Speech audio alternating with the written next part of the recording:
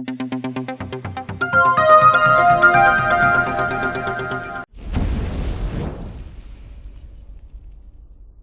Students, आज हम D pharm first year का फार्मास्यूटिकल केमिस्ट्री सब्जेक्ट पढ़ेंगे। उसमें chapter 1 introduction to pharmaceutical chemistry according to PCI यानी कि फार्मेसी काउंसिल ऑफ इंडिया, उसके अकॉर्डिंग जो हमारा सिलेबस है उसमें जो जो टॉपिक्स कवर होते हैं, किस चैप्टर में क्या टॉपिक कवर करना है, किस चैप्टर में हमें कौन सा टॉपिक पढ़ना है, वो सब उसी के अकॉर्डिंग हम अपना सब्जेक्ट फार्मास्यूटिकल केमिस्ट्री पढ़ेंगे।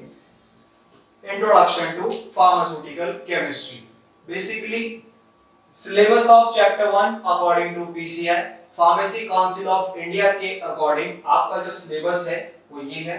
Introduction to Pharmaceutical Chemistry कि Pharmaceutical Chemistry क्या होती है, उसके क्या scope हैं, उसके क्या objectives हैं, उसके बाद sources and types of errors कि errors क्या होती है, errors किस तरीके से किन सूत्रों के द्वारा हमारे किसी प्रोडक्ट में आ सकती हैं, किस किस टाइप्स की होती हैं, एक्यूरेसी, प्रिसीजन, सिग्निफिकेंट फिगर्स को हम इस चैप्टर में कवर करेंगे। द इम्प्योरिटीज इन फार्मास्यूटिकल्स यानी कि अशुद्धियां कैसे किसी भी एक दवा में, किसी भी फार्मास्यूटिकल प्रोडक्ट में आ जाती हैं, उसके सोर्सेज किन किन सूत्रों से या क्या क्या क्या कारण है उसमें कि अशुद्धियां उस फार्मास्यूटिकल प्रोडक्ट में आ गई।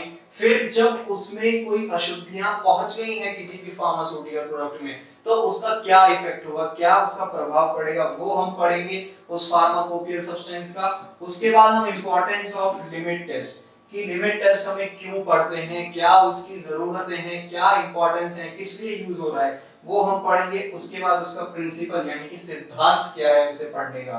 उसके बाद प्रोसीजर यानी कि कैसे हम उस एक पर्टिकुलर लिमिट टेस्ट को हम परफॉर्म करेंगे, जैसे क्लोराइड का, सल्फेट का, आयरन का, हेवी मेटल्स का और आर्सेनिक का।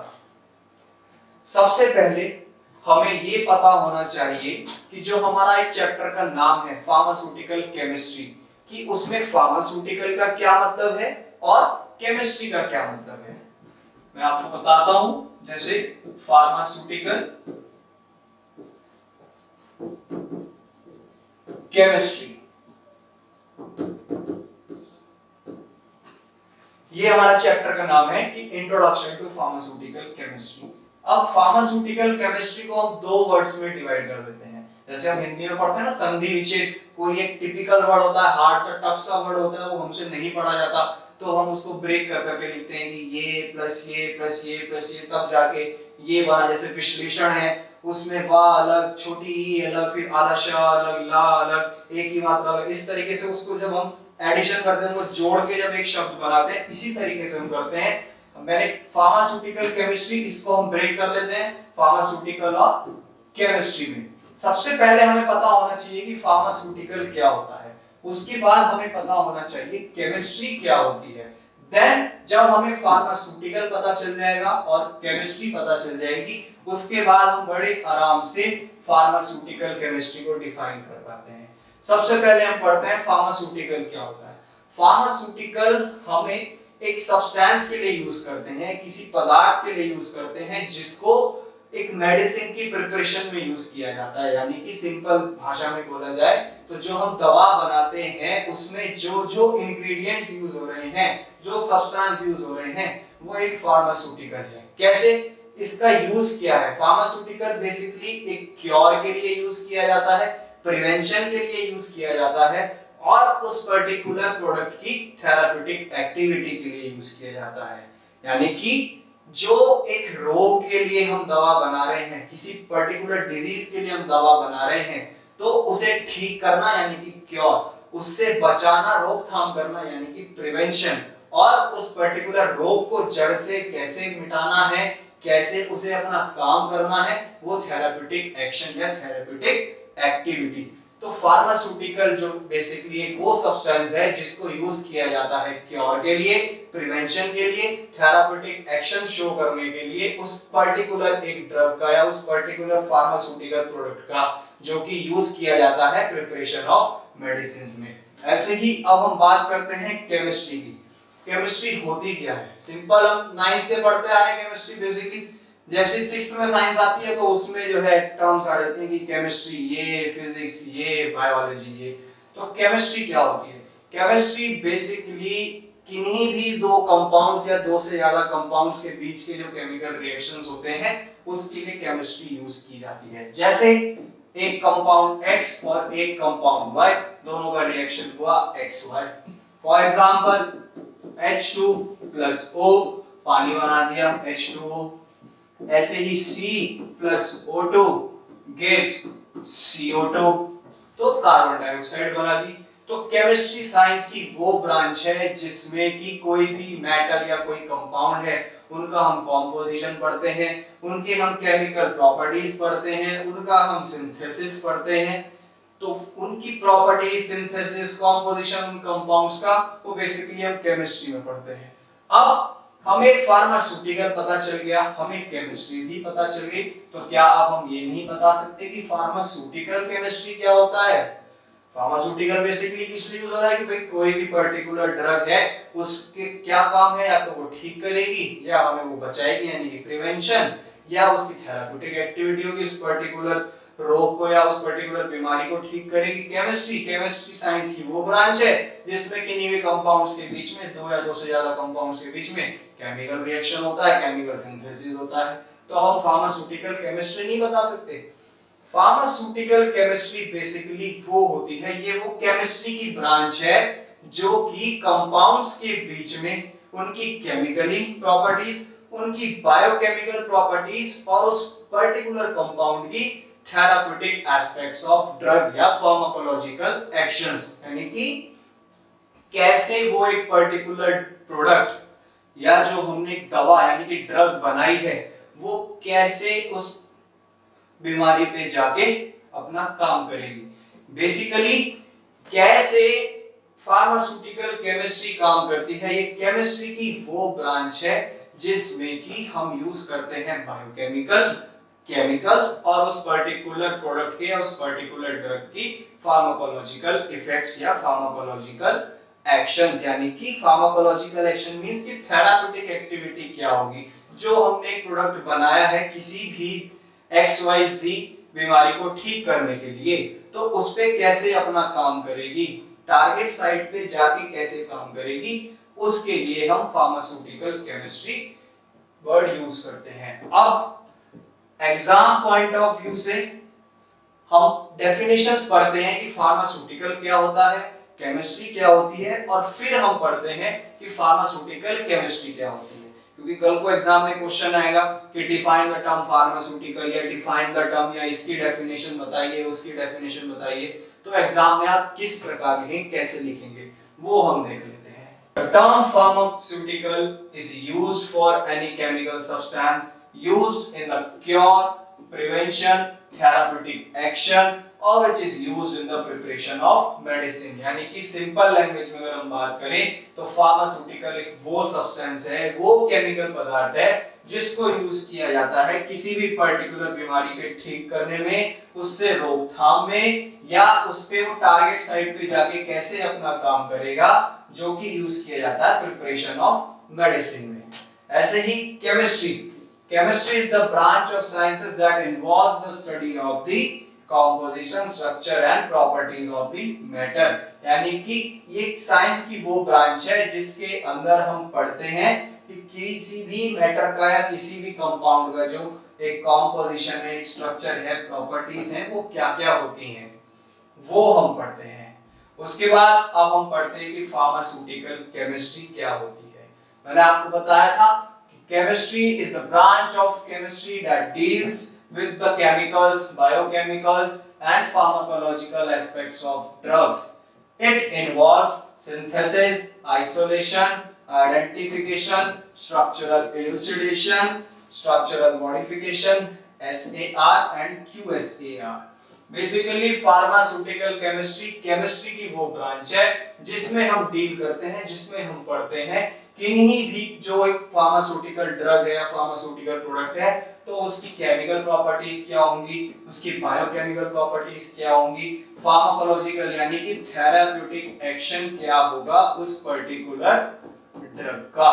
उस पर्टिकुलर जो एक प्रोडक्ट हमने बनाया है, फॉर एग्जांपल एक XYZ प्रोडक्ट बनाया, तो उसकी क्या थेराप्यूटिक एक्टिविटीज होंगी, कैसे वो अपनी टारगेट साइट पे जाके काम करेगा, कैसे उस पर्टिकुलर रोग से हमें बचाएगा या कैसे उसे ठीक करेगा।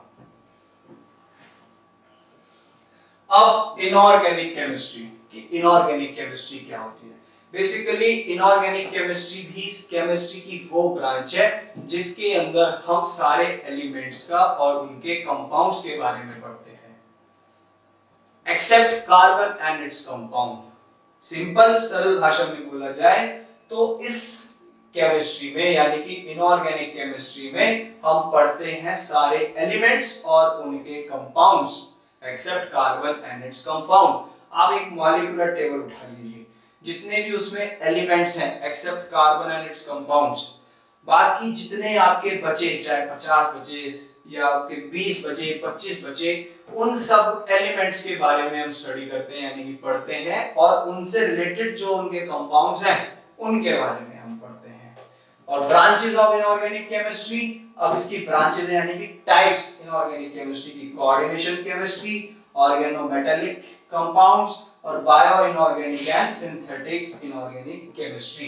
ये तीन तरीके की हमारी इनऑर्गेनिक केमिस्ट्री होती है। अब बात आती है ऑब्जेक्टिव्स ऑफ फार्मास्यूटिकल केमिस्ट्री कि हम फार्मास्यूटिकल केमिस्ट्री क्यों पढ़ रहे हैं, क्या सिद्धांत है एक फार्मास्यूटिकल केमिस्ट्री का। सबसे पहला पॉइंट आता है हमारा कि इसमें हम लिमिट टेस्ट के बारे में पढ़ते हैं। अब क्वेश्चन अराइज होता है, दिमाग में आता है कि जी भाई लिमिट टेस्ट क्या होता है।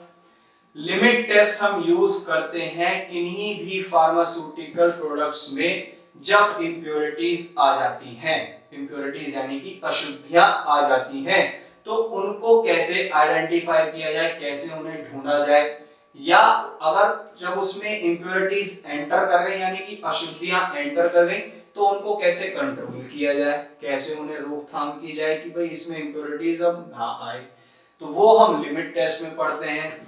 दूसरा, इन्हें हम मेडिसिनली पर्पस की तरह यूज करते हैं कि दवाई जो हम बना रहे हैं उसमें उसका मेडिसिनल यूज हो, यानी कि जो दवा हमने बनाई है वो कैसे अपना थेराप्यूटिक एक्शन शो करेगी। जैसे एंटी माइक्रोबियल एजेंट्स होते हैं, एंटी माइक्रोबियल एजेंट्स का काम क्या है, तो जो माइक्रो ऑर्गेनिजम्स यानी कि बैक्टीरिया जो होते हैं, कीटाणु जो होते हैं, उनसे रोकथाम के लिए, उनसे बचाने के लिए हम एंटी माइक्रोबियल यूज करते हैं। ऐसे ही एक हमारे एस्ट्रिंजेंट्स यूज होते हैं। नेक्स्ट पॉइंट ये कहता है कि ये यूजफुल है फार्मास्यूटिकल एड की तरह, यानी कि फार्मास्यूटिकल एड का मतलब कि हम उन सब्सटेंस को दवाई की प्रिपरेशन में यूज करते हैं जो कि एक दवा बनाने में काम आते हैं।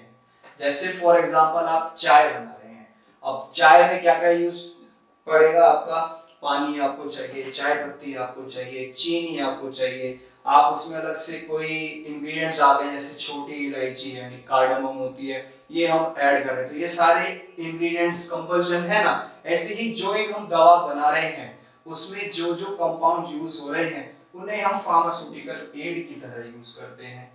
नेक्स्ट पॉइंट, जो हमारी बॉडी में बॉडी फ्लूइड प्रेजेंट है उनके रिएक्शंस को चेंज कर देते हैं, जैसे या तो उसे एसिडिक नेचर में बना देते हैं या उसे अल्कलाइज यानी कि बेसिक नेचर में बना देते हैं। फॉर एग्जांपल एक साधारण सा एग्जांपल ले लेते हैं, जब हमारे पेट में एसिडिटी बनती है, हमारे पेट में कौन सा एसिड प्रेजेंट है, HCl हाइड्रोक्लोरिक एसिड। जब वो ज्यादा सिक्रीट होता है तब हमारी एसिडिटी बढ़ जाती है, पेट में गैस बन जाती है, तब हम क्या यूज करते हैं, एंटासिड्स। एंटासिड्स का काम क्या है, जो हमारा एसिड बॉडी में बढ़ गया, स्टमक में बढ़ गया है, गैस बन गई है, उसको कूल डाउन करे, उसको नीचे लाए, अपने नॉर्मल अमाउंट में HCl सिक्रीट हो, तो उसके लिए हम एंटासिड्स यूज करते हैं। और इन एंटासिड्स ने क्या किया, हमारा जो बॉडी फ्लूइड प्रेजेंट था स्टमक में यानी कि HCl, उसका नेचर जो हुआ, एसिडिटी बढ़ी तो उसे नीचे कूल डाउन किया ना, जिसकी वजह से हमारी एसिडिटी नॉर्मल हुई। ऐसे ही नेक्स्ट पॉइंट ये कहता है कि जो हमारे कंपाउंड्स हैं उनको क्वांटिटेटिव और क्वालिटेटिव एनालिसिस के लिए यूज करते हैं। कोई भी कंपाउंड है, एक एग्जांपल ले लो, X कंपाउंड है, अब हमें क्या पता ये हमें कितनी क्वांटिटी में लेना है, या हमें क्या पता इसकी क्वालिटी क्या है, तो वो कैसे जांचेंगे, उनका फिर एनालिसिस करते हैं। एनालिसिस मतलब एक पूरी केमिकल स्टडी की जाती है कि हमें कितनी क्वांटिटी में कौन सा प्रोडक्ट चाहिए, और जब क्वांटिटी पता लग गई तो इसकी क्वालिटी क्या है।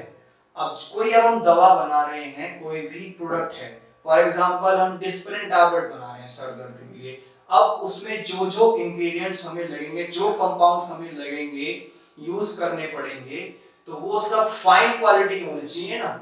ये तो नहीं कि हम इंटरमीडिएट प्रोडक्ट्स यूज कर लेंगे, यानी कि भाई ना तो बेकार है और ना बढ़िया, बीच में बस कॉस्टिंग हमने बचा ली, मैन्युफैक्चरिंग में जो एक कॉस्ट लगनी थी उस पर थोड़ा सा हमने जो है लालच आ गया मन में, तो हमने वो बचा लिया।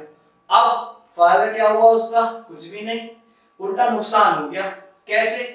जो एक फाइन पार्टिकल्स अपनी क्वालिटी शो करते, क्वालिटी इन द सेंस कि जो एक पर्टिकुलर ड्रग, जैसे डिस्प्रिन का काम क्या, सिर दर्द को ठीक करना है, एकदम जैसे ही आपने कंज्यूम की तुरंत सिर दर्द को ठीक करे। अब हमने प्रोडक्ट तो वैसे यूज किए नहीं, उससे थोड़ा निचले स्तर पे यानी कि इंटरमीडिएट प्रोडक्ट, ना तो ठीक है ना बेकार है, उसे यूज किया। अब वो क्या काम करेगा? वो काम ये करेगा कि सिर दर्द जो है थोड़ी देर के लिए ठीक हो गया, फिर दोबारा से स्टार्ट हो गया। या वो ड्रग काम ही नहीं करेगी। क्यों नहीं करेगी? इसीलिए नहीं करेगी क्योंकि हमने फाइन क्वालिटी के प्रोडक्ट्स यूज नहीं करे। ऐसे ही नेक्स्ट पॉइंट ये कहता है कि useful in pharmaceutical analysis, specially titrations. एक आप जैसे 12th क्लास में थे या 11th क्लास में थे तो आपने टाइट्रेशन की होगी, precipitation titration, redox titration, complexometric titration.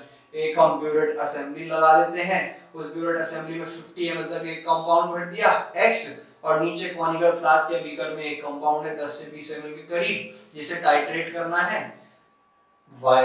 अब जैसे ही आपने ब्यूरेट की टैप ऑन की, drop by drop method start किया, जैसे ही उसमें से एक ड्रॉप गिरी और नीचे जो हमारा बीकर या कॉनिकल फ्लास्क है उसमें जैसे ही उसकी एक ड्रॉप, एक बूंद गिरी उस ब्यूरेट में से, तुरंत जादू दिखा आपको, उसका कलर गुलाबी हो गया यानी कि पिंक।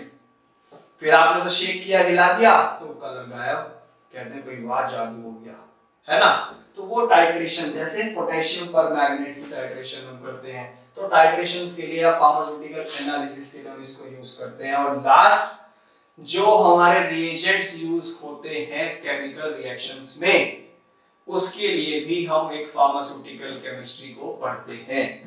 कोई भी एक रिएक्शन कर रहे हैं आप, ठीक है जी, कोई रिएक्शन कर रहे हैं X की Y के साथ, अब उसमें कोई प्रोडक्ट डालना है, कोई एसिड डालना है, चाहे वो डाइल्यूट डालना हो या कंसंट्रेटेड डालना हो, तो ये क्या है? ये है रिएजेंट्स, जो कि एक आपकी कंप्लीट रिएक्शन शो करा रहे हैं। रिएजेंट्स जैसे ही आपने ऐड किया, आपने कंपाउंड X मिलाया, उसमें Y मिला दिया एक बीकर में, ठीक है, आपने देखा कोई फाइनल कलर आया ही नहीं, कुछ हुआ ही नहीं उसमें रिएक्शन, ना उसमें कोई झाग उठे ना कोई धुआं उठा।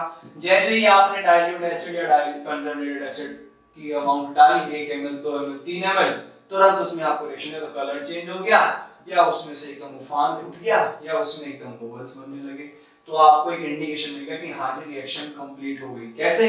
जैसे ही आपने रिएजेंट्स यूज किया। तो बेसिकली जो हमारे सिद्धांत हैं, ऑब्जेक्टिव्स हैं फार्मास्यूटिकल केमिस्ट्री के, वो ये हैं। जैसे to study about limit test की स्टडी करते हैं। Second, useful medicinally for its therapeutic purpose, example astringent और antimicrobials. Third, useful as pharmaceutical aid such as bentonite और talc, etc. Fourth, to change the reaction of body fluid in acidifying or alkalis such as antacids, mineral acids, alkalis, etc. Fifth, to determine the test for quantitative and qualitative analysis of pharmaceutical substances. Sixth, useful in pharmaceutical analysis, example titrants such as potassium permanganate, etc.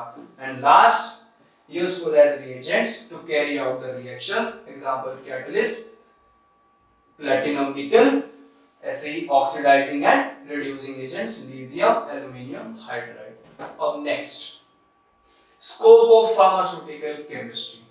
Scope means कि future opportunities क्या है हमारे पास, कि pharmaceutical chemistry जो हम पढ़ रहे हैं अभी तक जो पढ़ी, अब उसे पढ़ के हमारे पास future opportunities क्या है, कौन कौन सी लाइन हमारे पास है कि हाँ हम इस पर्टिकुलर लाइन में जाके अपना करियर सेट कर सकते हैं।